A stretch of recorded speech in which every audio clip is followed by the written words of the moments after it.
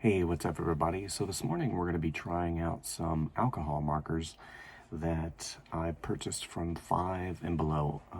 Five and Below is a discount store that pretty much everything in there is $5 and under. And I was perusing through their art section and I found some alcohol markers. So these are the gray dual tip alcohol ink pens. And then I was able to pick up an entire set of, looks like earth tone value alcohol markers, flesh tones and grays.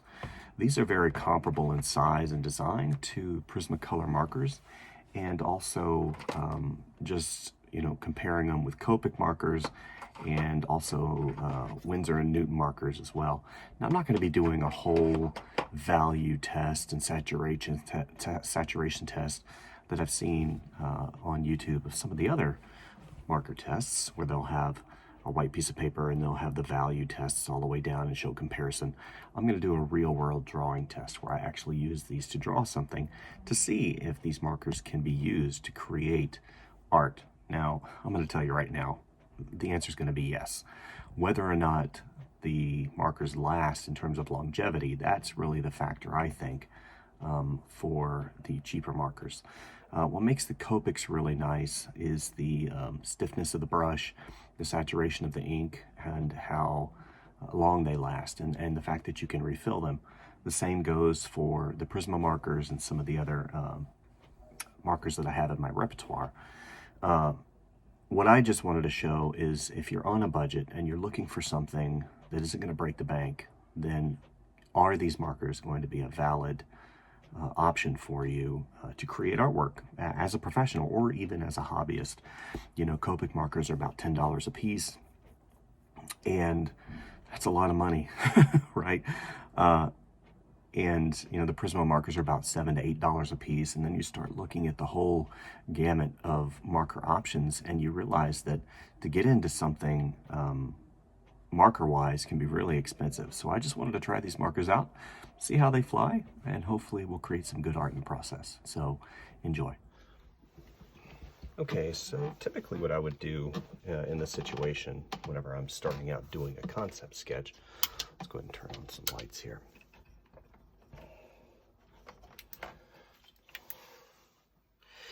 Is to start out using a blue color erase pencil, and I'll sit there and do a really light sketch on my toned paper. This time, instead of doing that, I'm going to start out with the $5 Five and Below gray tone alcohol ink pens. And the reason for this is because I didn't want to have some extra variable in here to kind of skew the test, even though it is just a blue line pencil. This whole video is supposed to be surrounding whether or not I can create decent art from using a cheap discount store marker. So just opening these up, obviously the packaging is pretty decent. The markers look like they're decent quality. Plastic barrels.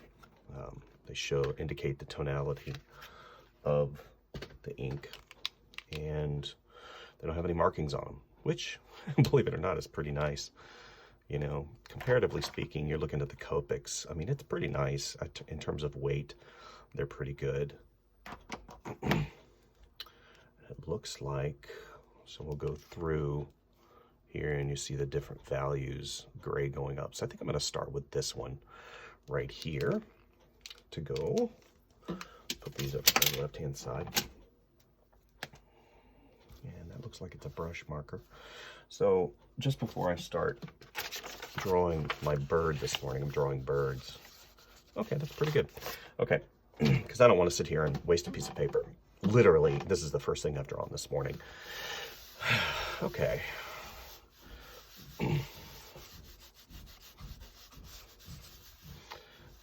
I love drawing birds.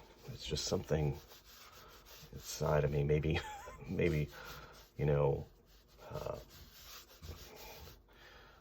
I have some type of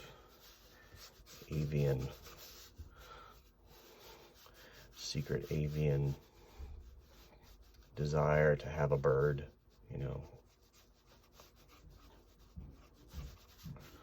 I don't know. So I can tell you right now, the saturation's really good. The tip is really stiff, which is kind of rare, to be honest with you. I've got other markers in my collection, and the tip of them is really just stiff. I mean, not stiff, but really soft. And whenever you're drawing with them, it really is kind of a bummer because they give, and it doesn't give you a nice variation of line weight. And that's what I'm looking here, is variation of line weight. So go ahead. I'm drawing a blue jay. If you can't tell, hopefully. Looks like we're going to run off the page here, unfortunately. Didn't prep that very well, did I? Okay.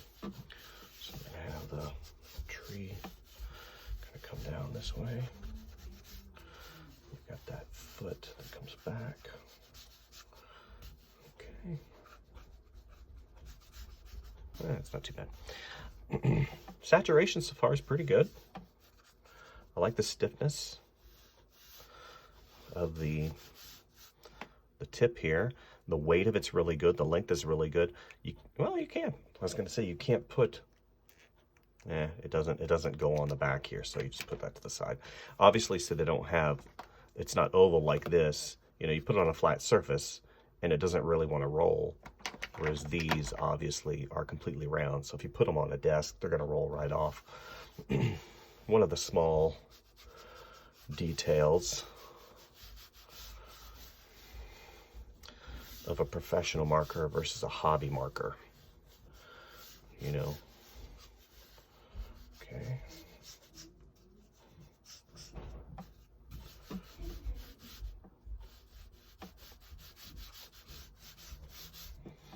I've got a bird that visits me quite frequently, actually.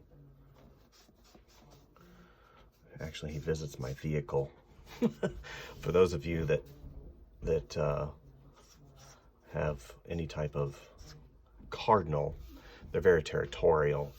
And I've got a female cardinal that is extremely territorial, and she constantly is battling with herself on the mirror of my Jeep. And, you know, with that big mirror and that big surface area, she looks at herself, she's constantly pecking at herself, and then she'll try and feed herself, which is interesting. Go ahead and put this right here. I do wish I had the area to put that on. That's okay though. Get a little bit of things here. Okay.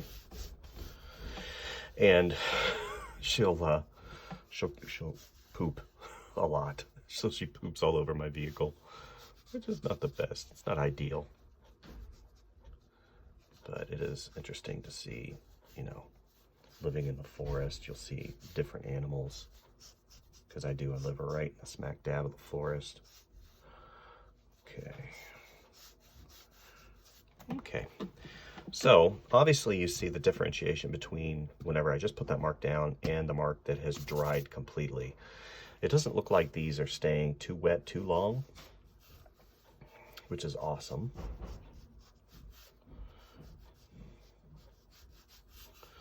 So what I'll do now is just go back and just reconfirm some of the areas that need a little bit more detail. You know, we'll call that a value. Nice. Just got this really dark patch. Comes behind right here.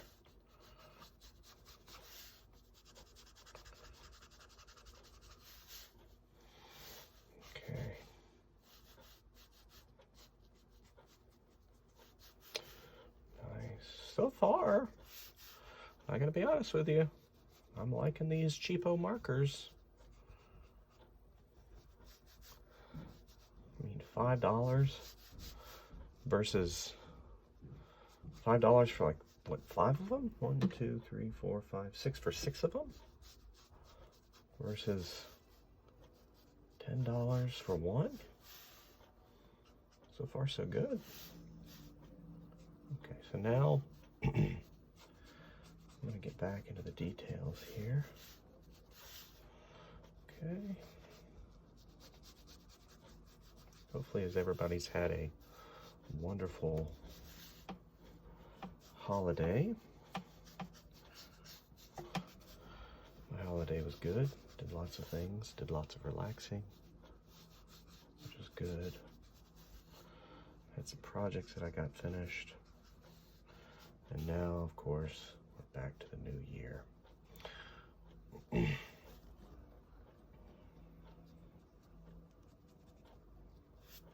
Okay, not too bad, right?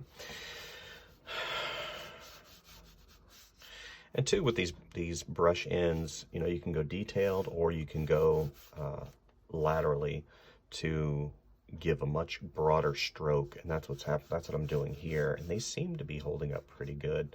And like I said, I can't really determine the quality of these markers based upon one drawing, and you know, I'd have to use these for quite a long time just because to see how they last, how long they last, and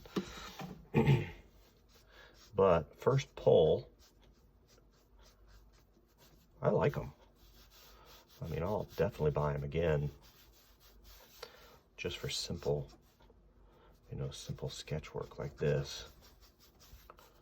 Okay, and the foot's gonna be dark. Yeah, it's got that tree that comes down. Okay, so now we'll move on to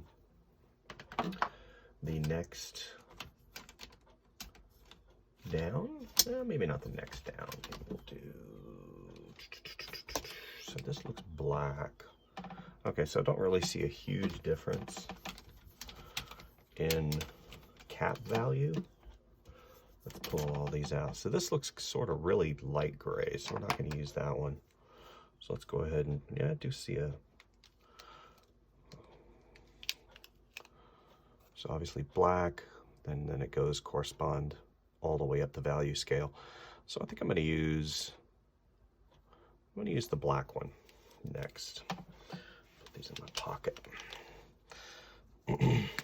Okay, so it does have a broad tip on the other side, so we'll test that out really quick. Hopefully I won't screw. Oh, it's nice. A lot of times you'll get these broad tips and they'll be frayed at the end, even when you first purchase them and you start putting the material down, and it ends up messing things up pretty bad. And then you have to go back and correct. These seem to be pretty good. Okay. Again, a lot of these black lines would have already been created, or even blue lines if I had used a pencil, but I didn't want to do that. So we're going to switch over to the brush. Okay. Okay. Yeah, this is pretty nice, guys. Pretty nice indeed. For $5. And that's one of the things you have to remember is, you know, whenever you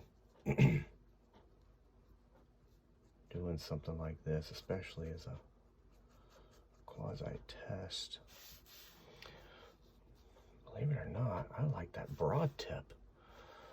You know, a lot of people don't like the broad tips. They're like, brush all the way, brush forever. I like the broad tips because I can use the very end of it to get what I want done. Right?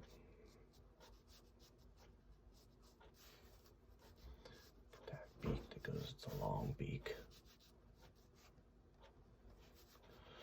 And you got this huge swath of black right there. Nice.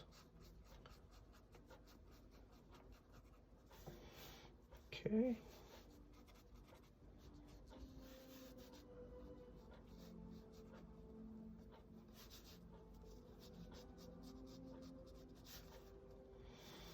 Okay, got the bottom part of this beak come out.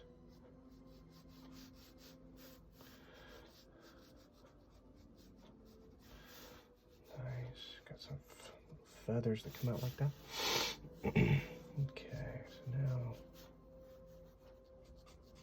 here go.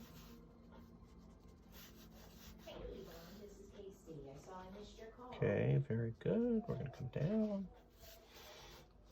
And I'm going to switch over to the broad tip here in 6 seconds.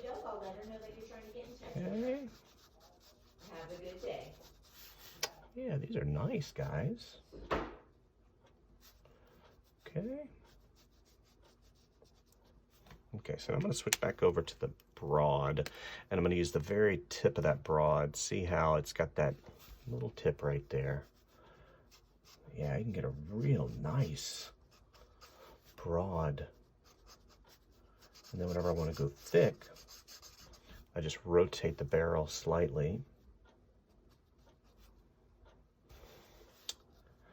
Okay.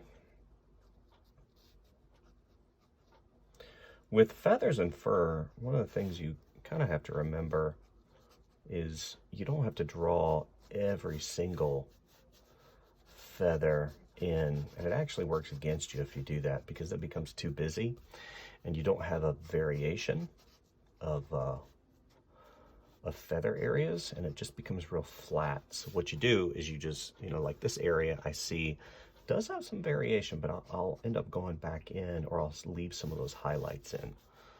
Okay, less is more. That's kind of the rule whenever it comes to feathers and fur and stuff. Okay, so now I'm going to turn it on the side. I want that real thin line on the bottom. Kind of go here.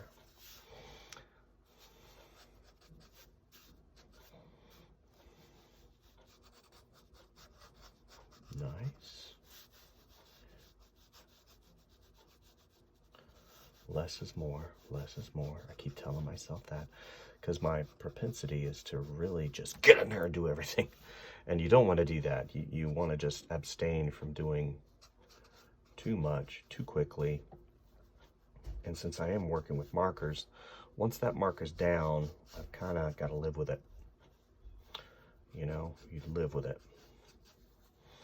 Looks like on the back here, we don't have a lot of fur.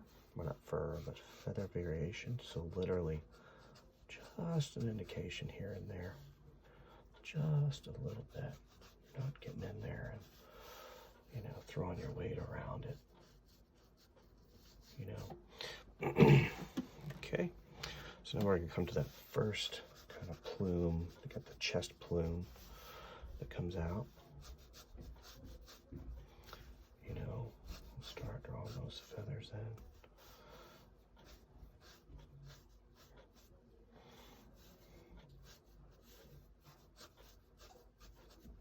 Okay, I've got these secondary value stripes that come in on the blue jay.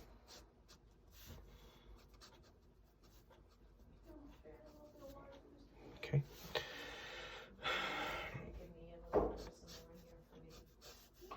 Okay, so I got these straight that come out here. All right, come here, here.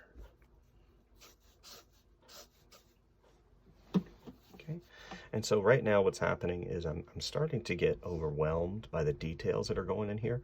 So instead of really just going through there and punching through and making things happen, what I like to do is I just like to take a step back. And I go somewhere else. Because there's other things that I could be doing while I think about how I'm going to handle this area. And it helps me, in particular, to be able to get things accomplished and not make a quote-unquote mistake. Now, we do like mistakes because they teach us how to do something. But in this context, I'm just trying to show you, you know, without having to go and redo a bunch of stuff. Now, even though I have some lines to indicate background, I'm not doing that because the focus is here on the bird. Again, I come back and I just give a little indication here and there of some of those tuft, you know, the tuft feathers the really soft ones that help buffet those air currents on the bird whenever it flies. We've got that mane that comes out. Okay, here. And we got that one that goes over. Okay, so now I've figured out how I'm going to accomplish this. A little bit darker on the bottom. And we're going to turn it. Okay. And these are all white. Blue jays are beautiful creatures. Okay, it comes here. We've got these straight feathers. And we've got that one.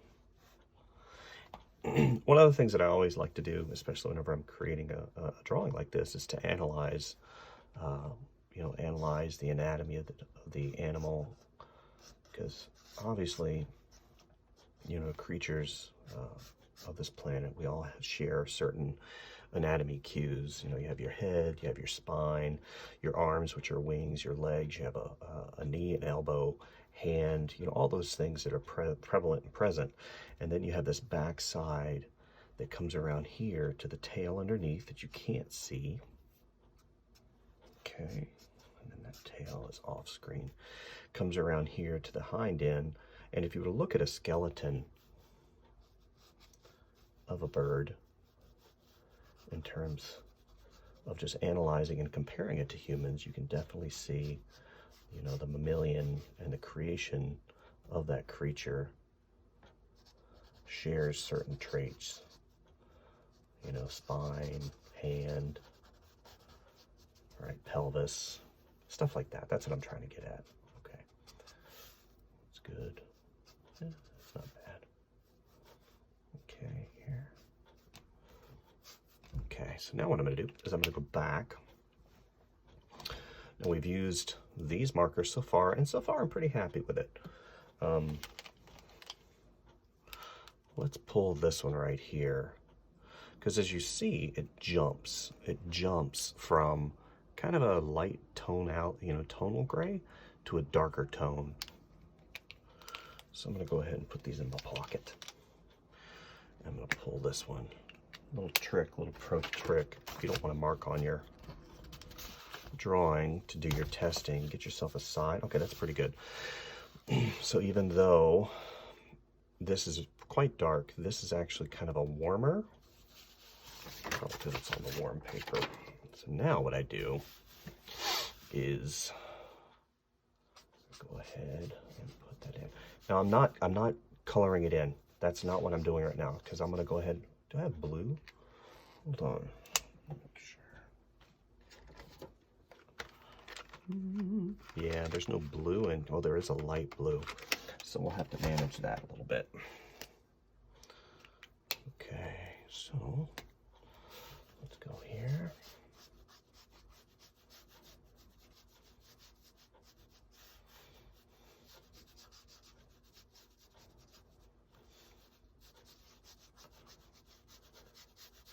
And what's great about alcohol markers is they blend.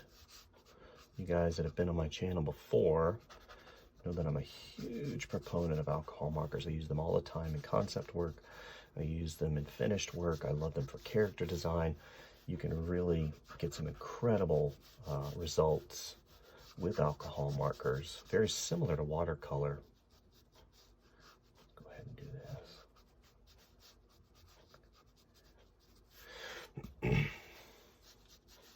I'm still in that kind of sketchy fun phase, but I am liking what I'm seeing. I like how these markers feel. They're very nice. They don't seem to be running out. And gosh, man, for $5, you can't beat a good $5 marker. Okay.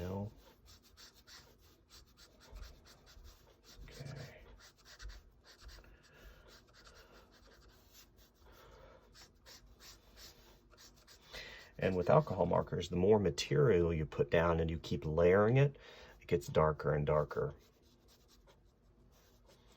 And again, we're going with that less is more idea.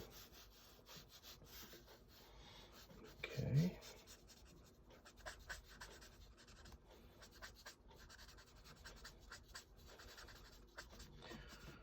Okay. I am going to come back here in a second with that first marker that I used to do the sketching with, and I'm going to show you why I'm doing this particular action right here. Okay. Here, I'm doing some dark values put in here. Okay. Yeah. Very cool.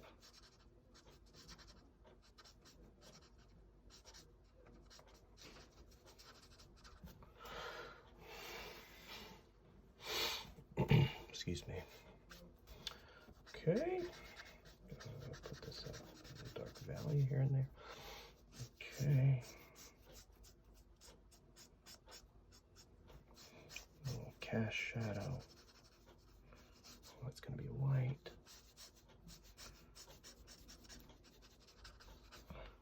Good. Again, we're doing some value layering. Got a nice dark shadow on that tree branch that we're going to create. That's pretty cool. Okay. So I'm going and doing this really quick because I don't want to look at this. I'm actually not looking at this whenever I'm drawing because, you know, typically they always tell you to get back and look at your drawing and see what you've done wrong. And I'm purposefully working on different areas because I don't want to look at the drawing, right? With switch markers, we're going to go ahead and pull out that lighter value that we used to sketch with. I'm going to go ahead and with markers, it goes on darker and it dries lighter, just like paint. So I know this is all white, so I'm not going to mess with that. This is actually blue on my reference. So we're going to go ahead and color value all this in, spotty here and there. And then it goes to white. And all this is blue. I am going to leave a few things here. Okay, so already what I'm noticing on this particular marker, we're getting, even though it's got nice saturation and it's not bending that much, I am noticing the overall presence of the ink is, it's not running out, but it's not as saturated as it was whenever I first opened the marker. Now it's pretty good, don't get me wrong, but it's not as good as it was whenever I first opened it up. Yeah, we're starting to get a little bit of, it's not running out, it's just, it's yelling at me. Stop, I don't like this. Okay, now a little bit of value on the bottom. Okay, and we're gonna go ahead and, yeah, you can see, and I think it's pretty good. I mean, it's not bad, you know, comparatively speaking to other markers that, yeah, we're still in the green zone here.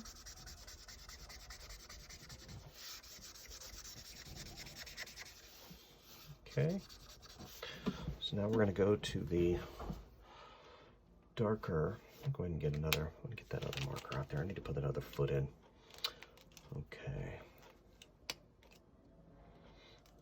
Okay, let's go ahead and darken this up.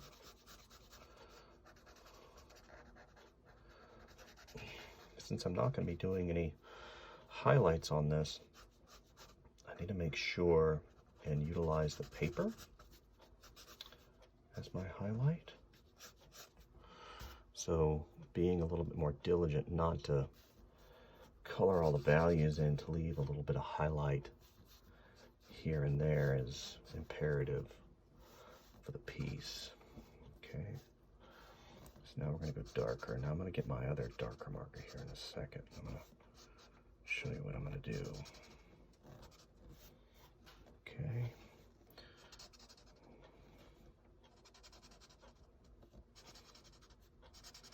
Color these in. You know, one of the things that makes a drawing really good is contrast. Contrast in line weight, contrast in value, contrast in color. You know, there's definitely a time, because the way color reacts with your brain, you know, the more contrast you have is where you're going to direct the eye. So right now the maximum contrast is in his head, but now that I put in this area and this area, now it kind of flows a little bit different, you can see. Okay, we're going to put a few little balance there. All right. Not getting out of control with it. This is a simple drawing. Excuse me. So now I'll come here. Good, good. Okay, good. That white's right there, so I need to leave that like that. So we're gonna go back to our markers here. Okay, so we've used the black, we've used this one. We haven't used this one. Not even sure what that's good for. I'm not going to use it because it doesn't really fit in my drawing. We've used this one. So now we're going to use this one. Excuse me. This is two we haven't used here. Okay, so now we have a few feathers back here. Oh yeah. I'll tell you right now, that's dark. Okay.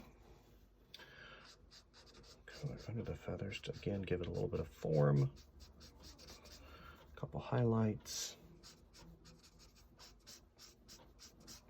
Good. We're going to come to the front here because we have some little stripes on the feathers.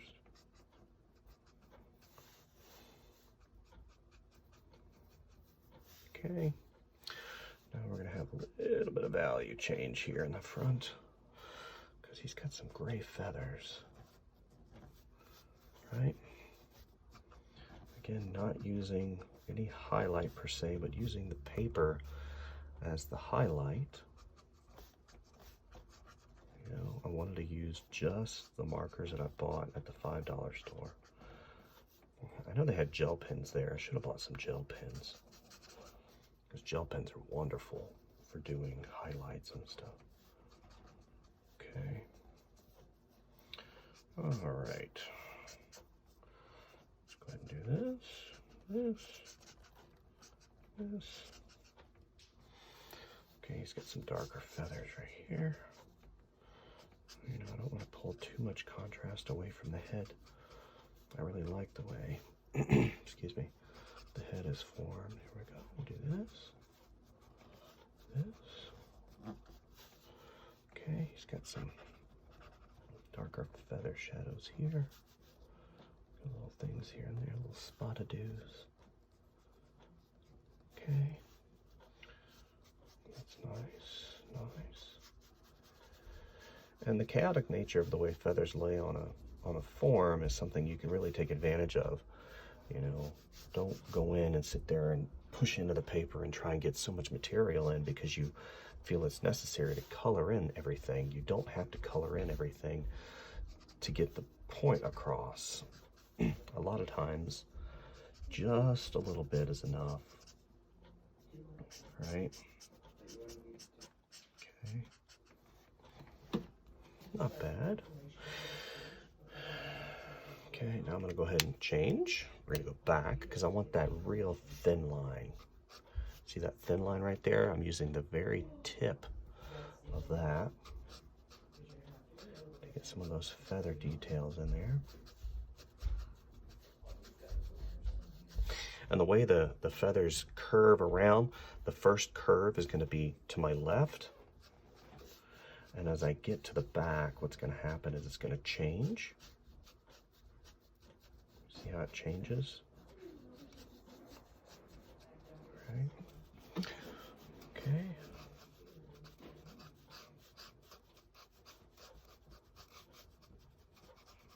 Okay, so then we're going to grab our blue. That's good for now. So those are the tonal markers. So now what's good is this is kind of like local color, but not really, it's value. But with the coolness of the gray, it's going to really lend itself to utilization of the blue. Hopefully it won't be too dark, because it's the only blue that I have. So we're going to go ahead and open these, if I can get them open. Okay. All right, so comparable to what I see, put those right there. Not bad. I like the papers coming off right here. So dual tip marker, blue-gray. Okay, so it's got a broad and a smaller, very comparable to your Prisma. Here's a Prismacolor, almost exactly the same size. And then you have the broad and the broad. So we're going to go ahead and use this one. All right. Okay.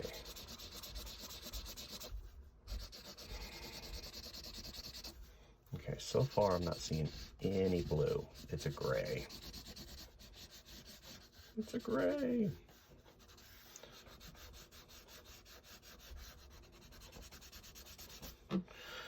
It actually is grayer, warm gray, than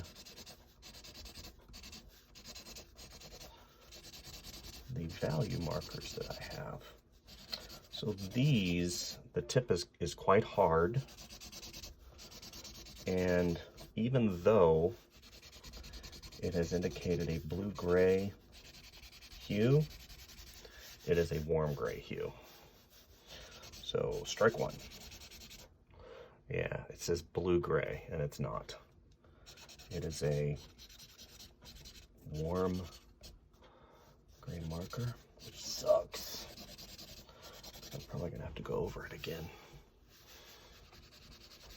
So what I'm doing now is I'm just going in and putting some variation of feather areas. You know, maybe where I think the light's going to kind of dance. And I'm going to stay on these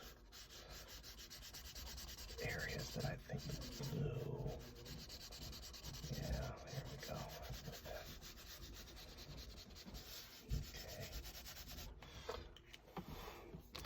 Yeah, this is not blue. So let's try a piece of white paper. Let's see.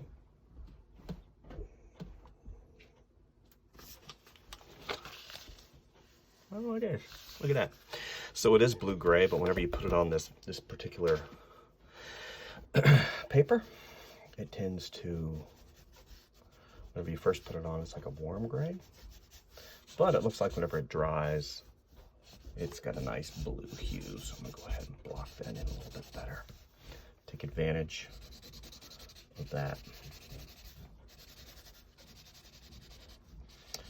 Okay. So one of the things that I've always said, and I'm sure I've said it to you guys and also on my channel ad nauseum, I've said, you know, art can be made from a myriad of things. I mean, you can use coffee and a paintbrush to paint beautiful watercolor. But the reality is I think that as consumers and as, you know, as people that purchase things, we feel a need to get really high value art supplies to create art. It's like, once I get this pencil, then I can create art. I think that's a load of crap. I think that, let's go ahead and do purple. Let's do some purple in there. I think that, you know, if you have the ability, that's dark. If you have the ability to do artwork, you can do it with pretty much anything. I mean, look at the cave people. They created incredible art on cave walls, you know, using mud. So don't think that you need a really expensive set of markers or anything to create artwork. So I think that, hold on, I'm trying to get a few things going on here.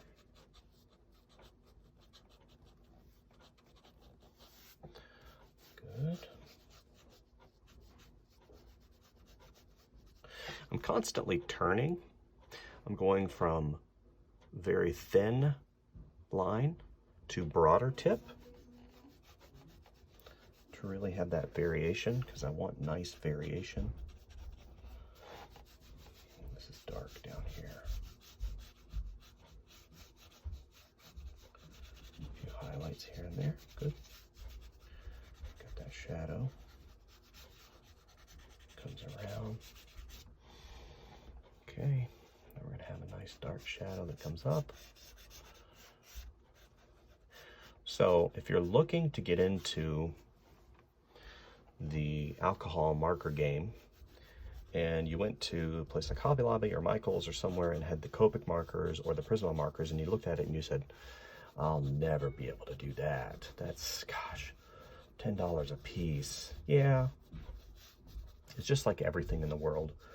You know, Lamborghinis, Ferraris, Apple computers, you pay for performance. You're gonna have to pay extra to get the design cue, to get all the bells and whistles.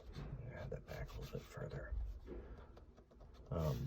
But if you want to get into it, look, you can create art with a cheap set of markers. It's never about the tool, guys. Right? It's never about the tool. The tool is there to stop you. Unfortunately, I've said that before with computers. You know, the interface is there to slow you down from creativity, just like the marker is there to slow you down, right? The pencil, everything is there to slow you down creatively. But once you've mastered how to get something down on paper, or even have a working knowledge, you know, you can create artwork. And that's what I've done this morning. So hopefully you guys like what you see. Please like and subscribe. I went with more of a tonal because I'm looking at some of these. Like the purple. Let's try this one. Yeah, definitely, if you like what you see, like and subscribe. Trying to grow the channel quite a bit. This is a cool value. And I say value because it's going on more or less a warm gray. So let's go ahead and get all these nice and dark here.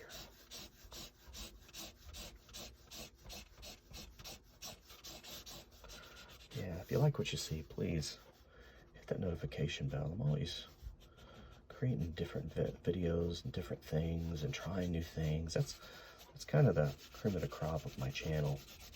You know, one day I'll be doing computer work. The next day we'll be doing chainsaw carving, which, by the way, if you're interested in that, let me know.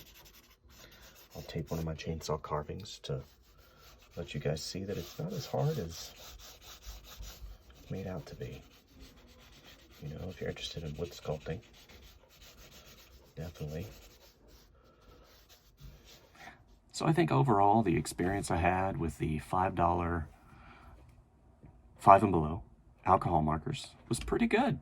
I did see just, you know, whenever I was using the value markers, the gray value markers, some of them, like the lighter values, were not as saturated as I was like, but overall for $5 you cannot touch these markers. I mean, you know, I've looked on Amazon, I've looked on some of the other retail websites for good markers, and you know, because you're always going to compare it to the industry standard, your Copic markers, your Prismacolor markers, you know, even these Winsor and Newton markers, these brush markers that I like a lot. You know, I think they're like $8 or $9. It's hard to compare to a marker like that because of the R&D that goes into it, the you know, the reputation they have in the industry. But if you're on a budget and you need something to kind of get in there and have fun, you can get into these particular markers at 5 and below for pretty inexpensive. And I think they've got other value other hue packs other than earth tones. I kind of wish I got a blue because I just drew a blue jay. So I'm probably going to go over this again with a different value that I have in my collection just to kind of wrap it up. But anyway, definitely $5. I mean, for $10, you can have a whole set of markers that you can create decent artwork and, not break the bank. So again, thank you guys for liking and subscribing, and we'll see you next time. Bye.